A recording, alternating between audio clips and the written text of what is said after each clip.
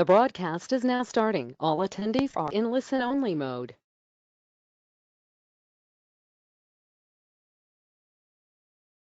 Good morning to everyone.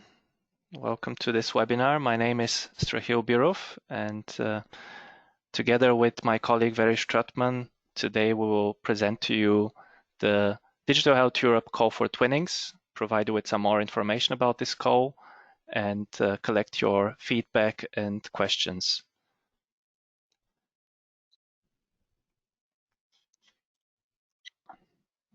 This is the agenda we have. Veli will start in a few seconds. In terms of questions, you can use the functionality of GoToWebinar, either the chat function, or you can raise a hand at the end of our presentation so that we can start a discussion. We expect to go through some priorities and overview of where the Twinnings come from which European projects. Then we'll dive deeper into specific aspects of the Twinning scheme and the call. And then we have reserved enough time for the questions. So, Veli. Thank you very much, Michiel. Good morning, everyone. My name is Veli Strutman. I'm Director of Empirica Technology Research in Bonn, Germany. Can you please show the next one?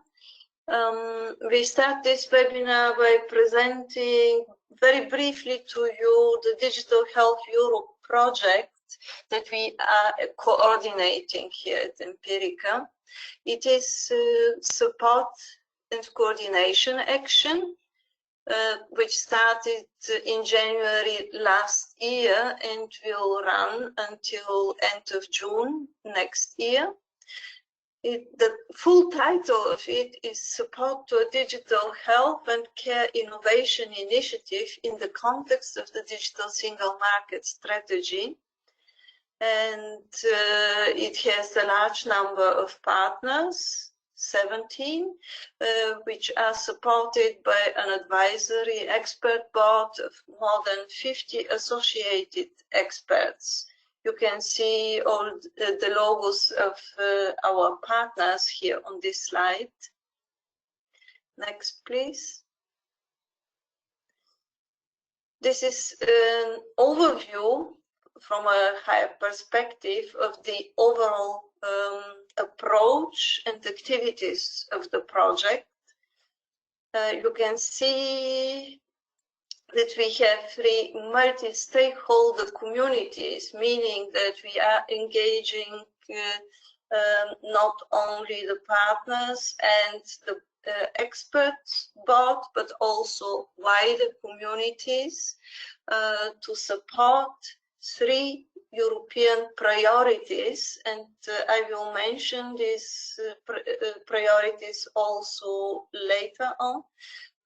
Because these are the 3 priorities of the European Commission communication from April 2018. And these include citizen secure access to and sharing of health data, better data to promote research, disease prevention, and personalized health and care, and digital tools for citizen empowerment and for person-centered care. Now, many of you may know a lot about these priorities. There are plenty of activities run at European level for this, and the Digital Health Europe project is supporting all 3 by a number of instruments, tools used, starting from identifying good practice digital solutions for person-centered care, providing some funding advice, assessing the impact of those good practices of digital solutions, developing deployment support and capacity framework to support the communities to implement and scale up those solutions. But a very large piece of our work is focused on the so-called twinning activities. You can see in the middle that we have a twinning marketplace. Trujillo will talk about this, and twinning actions. And all these do contribute to the support action as a whole and the 3 priorities. And in addition to that, we are organizing workshops, roundtables, in order to arrive at actionable recommendations for the future for EU coordination and support beyond 2020. Next slide, please. Our project officer from the European Commission, Birgit Morlion, sent apologies that she is not able to participate today, and I will take on her role in introducing to you this very nice infographic the Commission has developed and is using very widely, which illustrates the 3 priorities I already talked about in the last slide. You can see them listed here with explanations of their ambition and the various actions the Commission and the communities are pursuing in order to make those 3 priorities a reality. Trujillo, I think we can stop here on this, because later on I will outline to you how the twinnings are supposed to address those priorities and what kind of potential twinning topics we have defined for you to look at and submit your applications to one or several of those. Next, please. Okay, thank you, Veli. So now we'll dig a bit deeper into the specificities of the twinning scheme. The twinning scheme is a support mechanism that we are running through the Digital Health Europe project, and it aims to provide funding for scaling up innovative solutions and accelerating fulfillment of these 3 priorities. Funding is provided to enable the transfer of innovative solutions from one European region or country to another. And you see here the overview illustrating how twinnings typically work. So we are currently in the process of, here to the left-hand side, of running a call for twinnings where interested organizations can apply. If they receive funding for the twinning, then they do this in a series of events, meetings, online, offline, to exchange the knowledge about a specific topic, supported by the Digital Health Europe partners. And at the end of the twinning, we have a successfully replicated or adopted solution. And we're also using this valuable knowledge collected through the twinning to inform our policy recommendations through the Digital Health Europe project, and also to develop so-called building blocks for scaling up, which is basically capturing the knowledge and experience gained through the twinning for the benefit of others who want to do similar adoption of the solution. So when we talk about twinnings, there's always one twinning solution at the center of it. This is the object of the twinning, and this is the digital know-how which is transferred through the twinning activities to the twinning adopter. And when we talk about twinning solutions, we mean really a variety of, they can be a variety of things. This can be products, services, processes, methodologies. It can be strategies or even business models. The important thing is, because we are supporting the communication on digital transformation, they have to relate to digital technology. So it can be a methodology related to adopting a digital tool or a digitally enabled risk certification, for example. They must be innovative, these solutions, and by that we mean that they should not have been used in the adopting region before the twinning takes place. And you'll see in a few seconds a list of some examples of types of solutions that fall under the 3 priorities, but this list is also open, so you can suggest other solutions that relate to the priorities that you want to focus on. Depending on the twinning solution and the scope, your ambition, we have 3 different types that institutions can apply for, ranging from knowledge exchange and training to full adoption. So knowledge exchange and training with a smaller budget focuses on really exchanging how something was done in the originator region. Partial adoption would make sense, for example, because of different healthcare systems where you want to adopt something, but you cannot adopt it 100%. So you're selecting elements of a good practice or a solution that can be adopted. And full adoption would be a complete transfer, acquisition of the twinning solution to the adopting region. Veli, would you like to join on this slide here? I already mentioned, we have formulated a variety of topics that are relevant to the 3 priorities of the European Commission communication.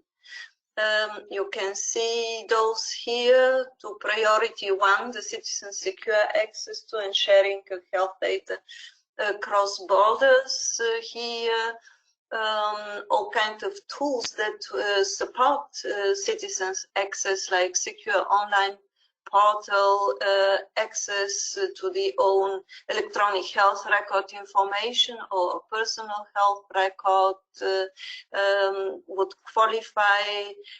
Also citizen-enabled sharing of health data across borders, like the patient summary and the prescription. Exchanges running at EU level across borders. Also citizen control governance of their own data. But health data cooperatives, how to set up such a cooperative. These are all topics that fall under priority number 1. The second priority, focusing on better data to promote research, disease prevention, and personalized health and care, does have a very particular focus, among other things, on personalized medicine, the establishment of omics data banks, large biomedical infrastructures, but also any kind of good practice in digital genomics, whole genome sequencing, and all kinds of topics related to genome and translation into clinical practice. Also a wide variety of uses of real-world data falls under this priority as well. Health data analytics, the use of artificial intelligence, and any kind of digital tools to support public health, epidemiology, pharmacovigilance, clinical research priorities, etc. So it's a very wide area, but the widest one is priority number 3, where we have divided the digital solutions for citizen empowerment and for person-centered care into 2 main kind of groups. Those that are more citizen or patient-focused solutions, all kinds of m-health systems, wearable devices, supporting patient feedback and reporting of outcomes, all kinds of tele-mentoring, coaching, virtual consultation where the patient is involved, virtual coaches, but also robotics. And the second large group, care practitioners solutions, supporting the introduction and deployment of integrated care, large variety of interoperable digital solutions for integrated care, regional, national, local, advanced electronic health record systems. But among those as well, decision support systems for multimorbidity, polypharmacy management, frailty, falls prevention. As you can see, very long list. And in all three priorities, as Trujillo already mentioned, we have included other where you are very welcome to please specify what the concrete digital solution is about. And of course, we are open to solutions that can support, that are mature enough and proven, also for all kinds of support needed now in the corona crisis, but we haven't featured that as an extra topic. Please do specify what you are interested in and propose your own topics. Next, please. And I can hand over to you, Trujillo, again. Okay, thank you. So there are many different topics that you can twin on. And this is the second twinning scheme actually that we're carrying out. The first one we carried out with the co in the summer of last year. And we had several twinnings. You can see the list here that were funded.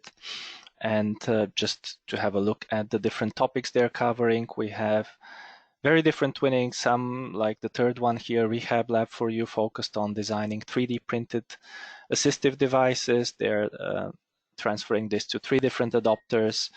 Oncology in Motion, software for breast cancer patient data collection and evaluation in real time. We have a twinning focusing on transferring the knowledge and the actual system of a medicine shortage detection system.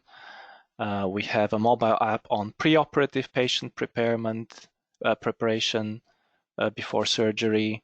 So very different twinnings, colon capsule endoscopy for prevention and treatment. And they're all running right now. So obviously they have some difficulties in meeting face-to-face, but they're actually doing quite well with virtual meetings, exchanging the knowledge, and then the adopters will, in some cases, are using the new solution, the new system, or if it's a methodology they have learned and can now apply it in their regions. Some examples, further examples, is a twinning called Absolutable. This is a twinning between the Andalusian healthcare system and the SPMS, which is the IT department of the Portuguese healthcare system. So what they're doing is that the Andalusian colleagues have developed a quite comprehensive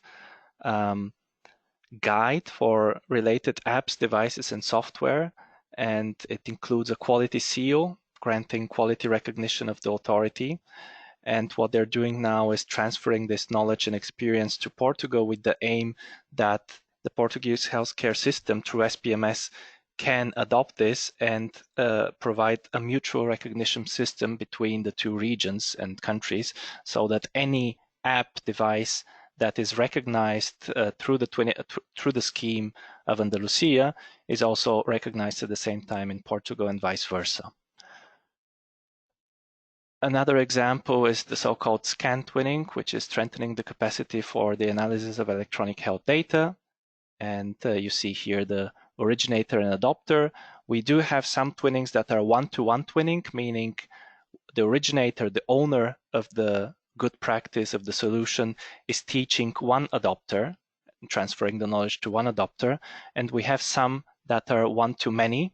So the more adopters you have in your twinning, the higher the impact is for the twinning as a whole. And obviously this is also reflected in the twinning evaluation and funding. So yeah, the purpose of this twinning is to enable knowledge transfer between these 2 regions, to set up a sustainable system for using the existing system of the Croatian partner for observational research, generation of scientific evidence on drug-related issues, post-marketing. Another example is, again, the one I mentioned actually, the Rehab Lab for You, which is a rehabilitation organization, is teaching 3 adopters in this case to involve patients with disability into their rehabilitation process by including them in the process of designing devices for themselves, ensuring the acceptability of those devices. So it's also very interesting twinning to follow up on. We know that there are many institutions that are quite well connected and are doing networking and can easily come up with a twinning partnership. They can easily find twinning partners, but there are some organizations who are seeking for such opportunities and have not identified them yet. So that is why within the Digital Health Europe project, we're offering an online marketplace to facilitate these kinds of partnerships and partners searching. Twinning originators can post about their available twinning solutions that they would like to offer to adopters, and vice versa. Adopters can specify what they're looking for, and hopefully an originator sees that the marketplace is in the form of an online forum, so you can post what you need or what you can offer, and then establish partnerships. Several of these twinnings from last year actually came together as the result of exchanges on the twinning marketplace. So if you go to the website, you will find more information and a link to the marketplace where you can use it if you wish.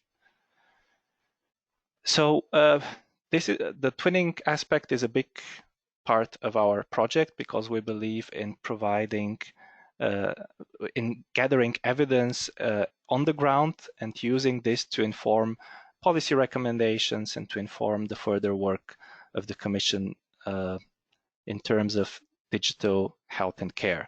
So we're offering up to almost 400,000 euros for different twinnings. And you see here the overview, the three different categories of twinnings, twinning types, and they all have different maximum amounts that you can apply to. There's more information about the individual types of costs in the call for twinning tenders. Because we are a Horizon 2020 project, we are offering this funding through this scheme, and we are bound by some limitations of Horizon rules.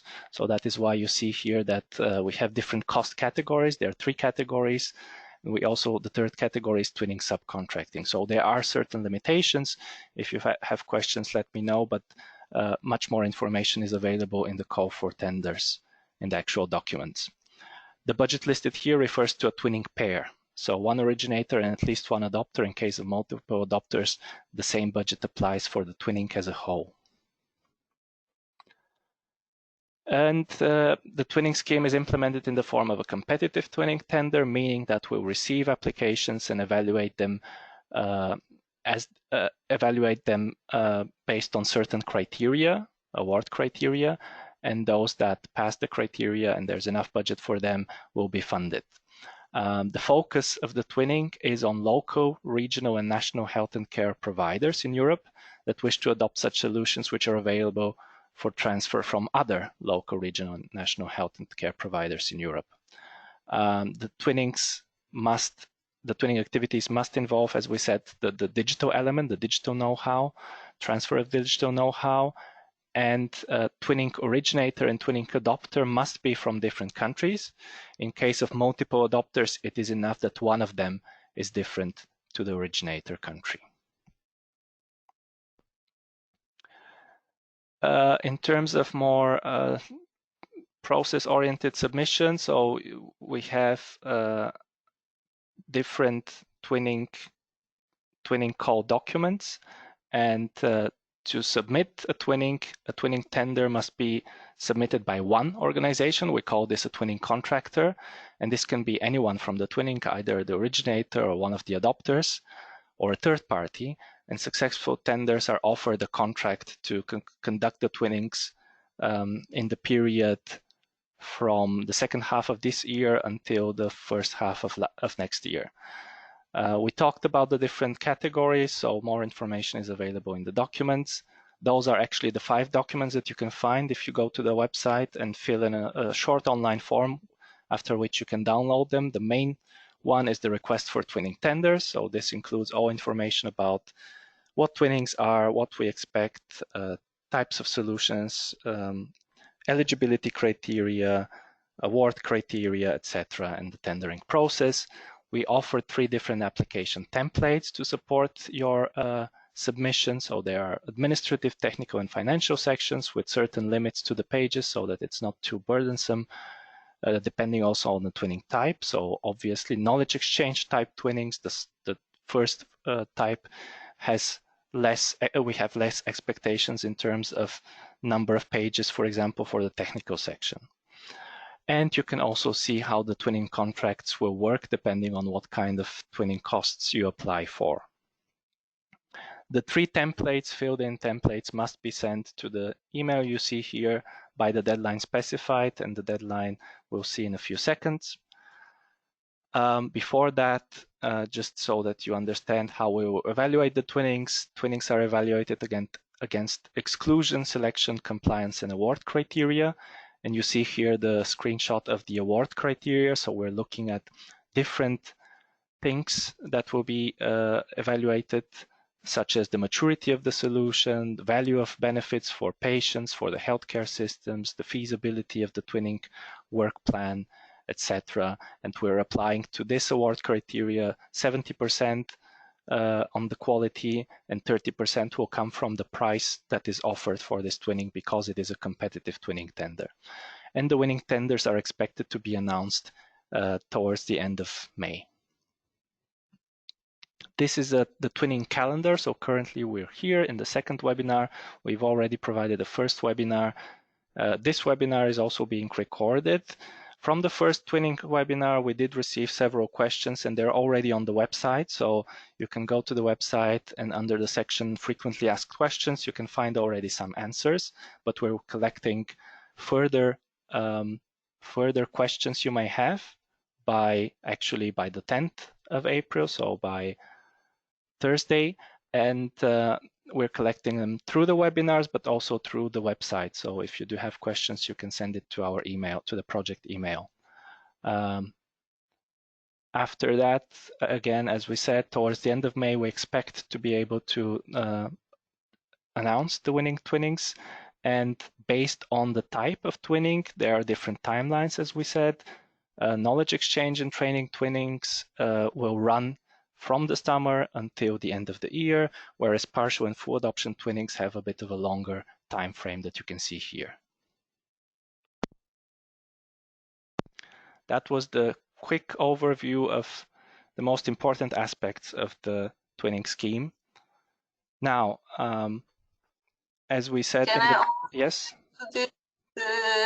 Just in case it was not clear to everyone, the evaluation is not done by us, not even by the project, but by independent experts, and they will have, like for Horizon 2020, first the remote evaluation, then go to meeting and other sessions to debate about their marks until we arrive at the final score. That was my only remark on this, so it's not transparent how the process goes. Thank you, Strahil. Okay, yes. So now please do use the functionality raise hand, or either this one or just write in the chat, and we'll take some questions. I see your first questions from Gisela Alvarez. Please introduce yourself and your question. No, I didn't have any question. I don't know why the hand raise application starts. Sorry. That's okay. So please send your questions either through the chat or through the raise hand function.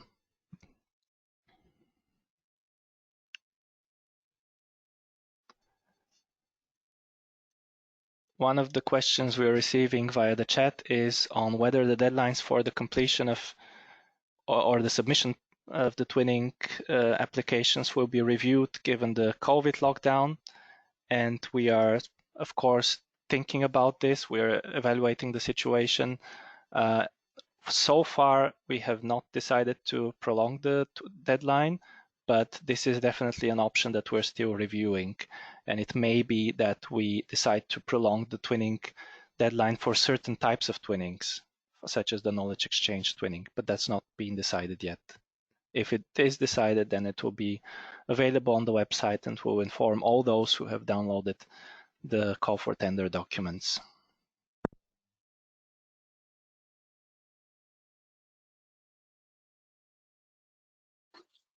Another question that regularly comes up is who is eligible really to apply, because we talk a lot about regions, regional authorities. They are, of course, very welcome to apply, but also national institutions, local organizations like hospital, for instance, can apply as well. All kinds of users of digital solutions are being welcomed through this twinning scheme to exchange their experience.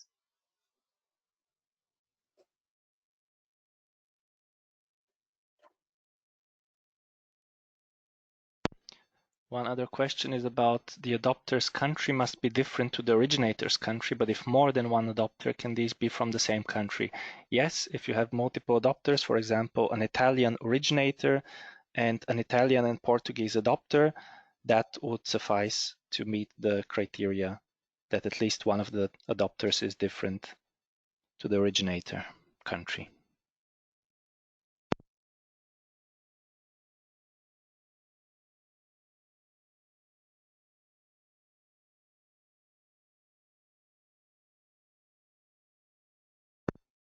Okay, we'll wait a bit more for any further questions.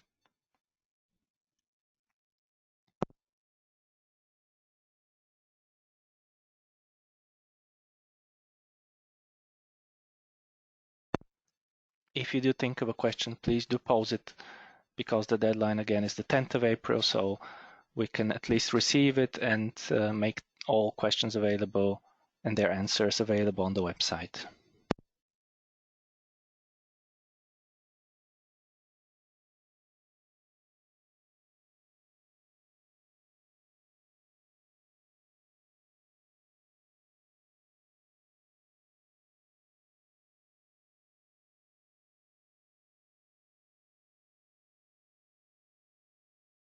Okay, if there are no further questions, we'd like to thank you for your time and hope that we can see some of you submitting twinning applications. Veli, any Yeah, you have probably seen the handout as well, the PDF file with this presentation. This can be downloaded. And other than that, thank you very much for joining us, listening to us. We really look very much forward to your applications. And the usual thing to say is please stay healthy and take care. Thank you for joining. Have a nice day. Thank you very much.